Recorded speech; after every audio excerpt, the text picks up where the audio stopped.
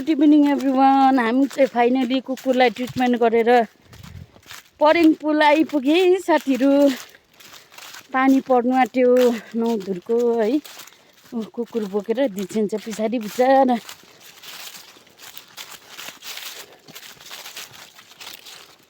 म त मास्क पनि खोलेको छैन साथीहरू। वाइन बोकेर हिँड्दैछु म चाहिँ। अब भरे गएर चाहिँ वाइन चाहिँ सानो पर्काउँदिनँ म। पुल आइपुग्यो साथीहरू। बिचरा मेरो दिछेन हत्तु भयो थाकेर कुकुर बोकेर। यस्तो चाहिँ के गर्नु, हस्पिटल पनि टाढो पुग्नुपर्छ ड्रिप्स लाउनु है।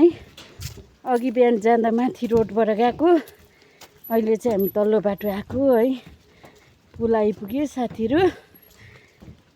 तपाईँहरूलाई यहाँ ठोट्ने पनि बोकिरहेको छ यहाँ हो, अचार खानुको लागि